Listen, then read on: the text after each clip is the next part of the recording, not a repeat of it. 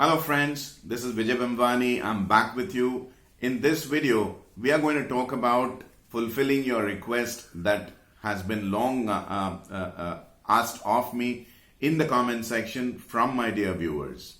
First of all, I hope you're staying safe indoors in this lethal wave of corona, and you've also managed to safeguard yourself from this precipitous decline that you're seeing on the Nifty. As I record this video on a Monday morning, I'm seeing that the Nifty is down approximately 350 points, and in the last 2 weeks I have been warning you about declines in the markets, about historical empirical signs that have accompanied the markets before a market is about to sell off, and most of you have been very positive about the warnings that I have been sending you in advance.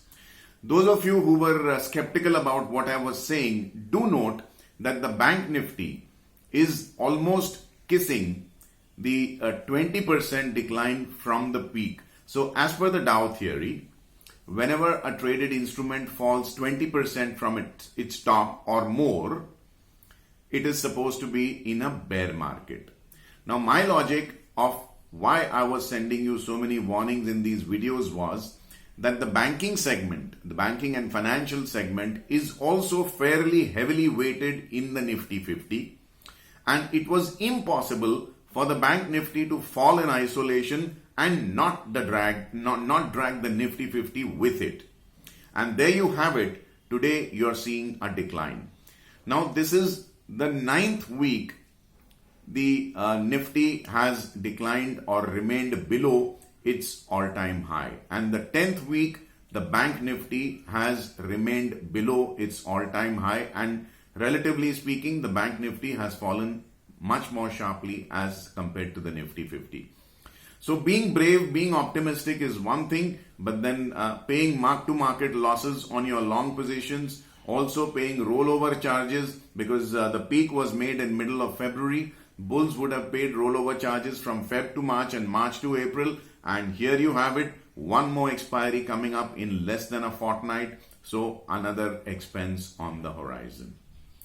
Things might be looking bleak, but I promised you that if the markets fell, I would do something. The title of the video was, if the markets fall, I will do this.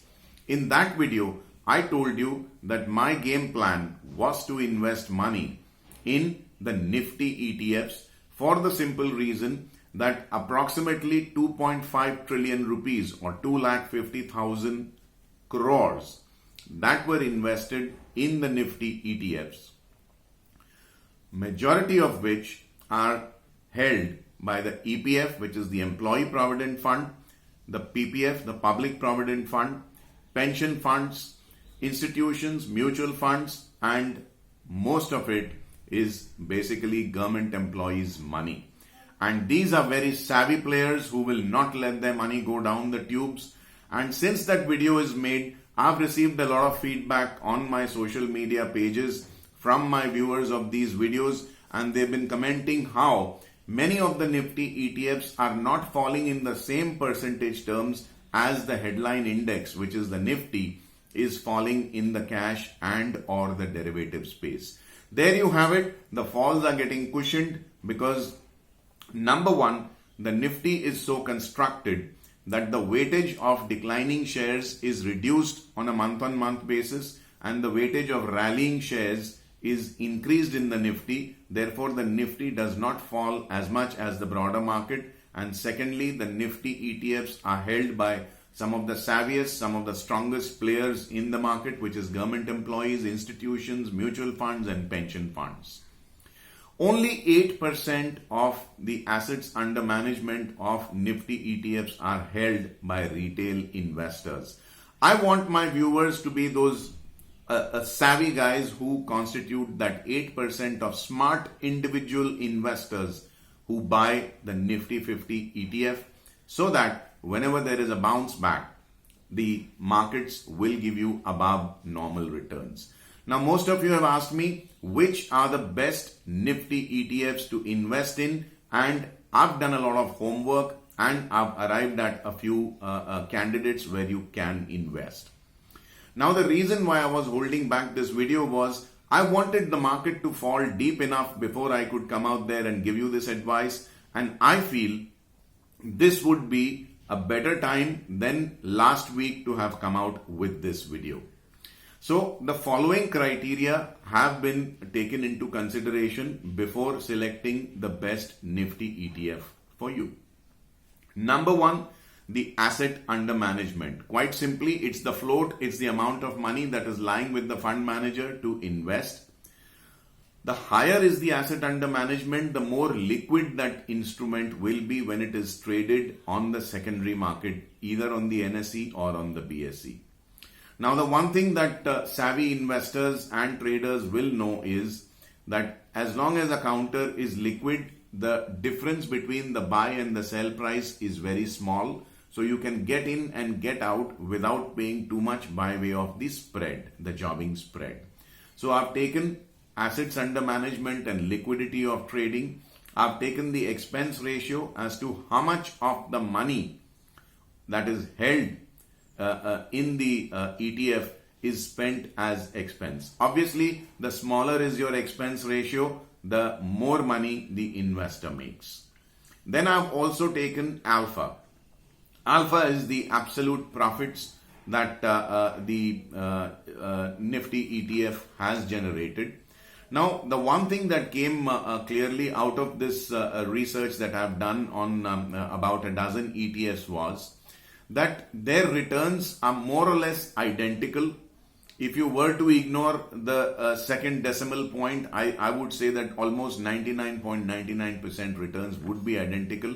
There are one or two outliers where the returns are slightly varying from the average mean of all of them. But what we have seen that the competition is really intense in terms of generating returns from one scheme to the other. Now, the funds that I have shortlisted from the big list, and the big list is Nippon Nifty Bees, ABSL, Aditya Birla Nifty ETF, Quantum Nifty ETF, ICICI Prudential Nifty ETF, LIC Mutual Fund Nifty ETF, Invesco Nifty ETF, Edelweiss Nifty ETF, IDFC Nifty ETF, SBI Nifty ETF, and HDFC Nifty ETF.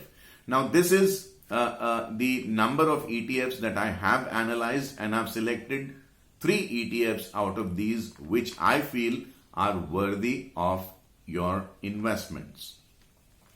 Now, first, let me tell you what the aggregate returns have been over a 3-month, 6-month, 1 year, 2-year, and 3-year period.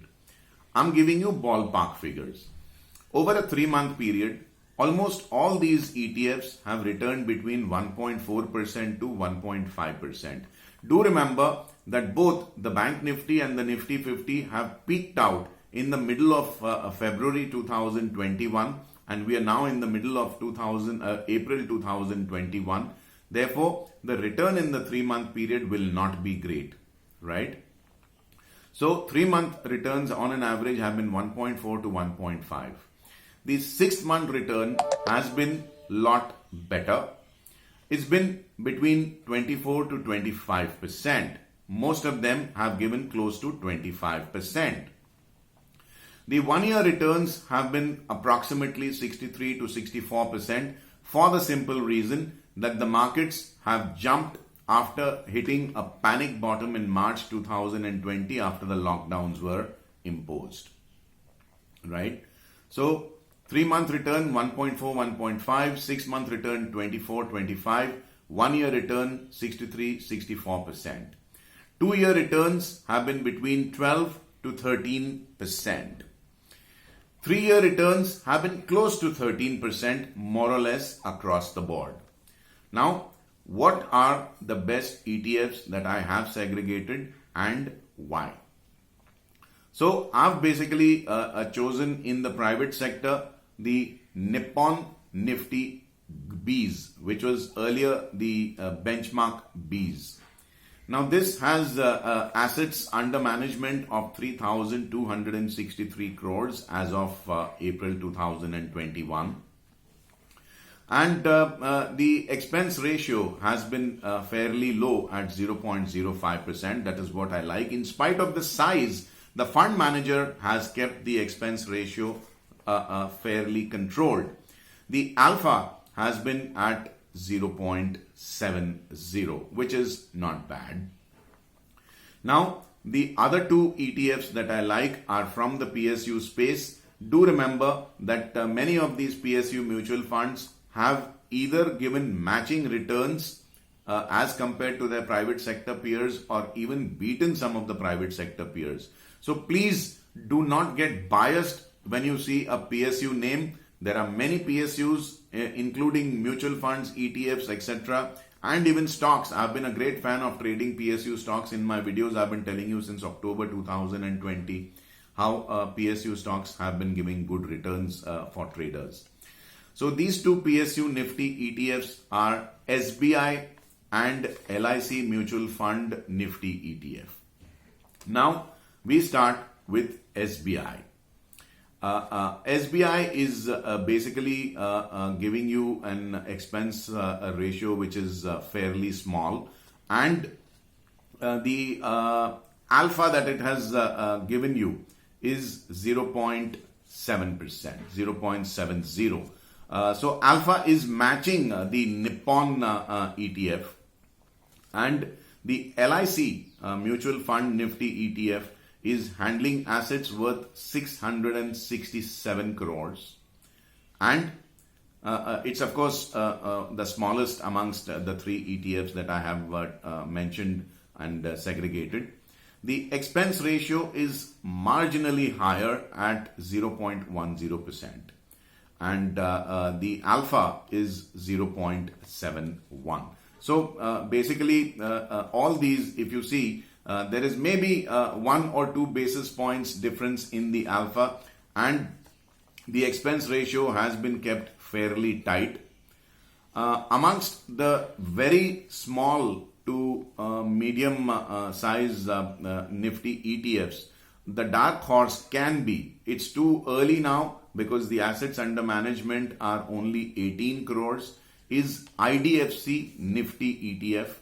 Like I said, the AUM is 18 crores and the expense ratio is marginally higher at 0.16%, but the alpha is 0.71, which is in the upper end of the bracket of most of these ETFs which have been returning alpha or absolute gains.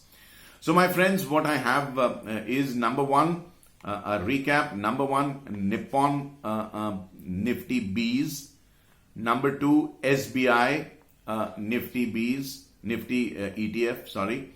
Number three, LIC Mutual Fund Nifty ETF. And amongst the small ones, a dark horse is IDFC Nifty ETF.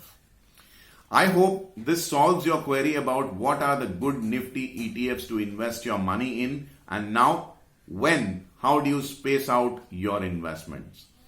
I think you can take small bites at round numbers of every 1,000-point decline, starting from 14,000 levels.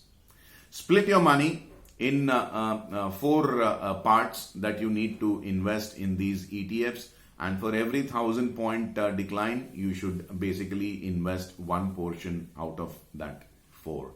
This way, you will be able to achieve a better average cost of acquisition. I'm not saying that the index will fall 4,000 points. Please reserve your comments and think very rationally about what I'm saying. I'm not saying the Nifty will fall 4,000 points. If at all it does not fall significantly and you need to buy these ETFs even at rising levels, I assure you a fresh video will come from my side to let you in on that strategy as well. I hope I've done a good job of keeping you ahead, helping you protect your money by not getting too aggressive on the long side in my videos of last week. Some of you may have misconstrued that I'm an out and out bear, but this is something that I wanted you to stay away from. And now is a good time to start taking small bites out of the Nifty ETF investments. I wish you have a very, very profitable day, my friends. I'll bid goodbye to you, not before reminding you to click like on this video if you agree with what you saw. Subscribe to my YouTube channel if you haven't already done so. And click on the bell icon to receive instant alerts about fresh videos being put out here. In the comments section, do let me know what you think about this video and what you would want me to record next. I'm always available to help out my viewers solve their queries. Also, let me help reach out to fellow like-minded knowledge-based investors and traders who wish to stay ahead of the market using a 360-degree worldview by referring my videos to your family and friends. Thank you for having the patience watching my video. Take care. Bye-bye. Stay safe. Also, do not forget to subscribe to my free email newsletter, Fast Profits Daily, and get my free guide, How to Trade Markets Like a Pro.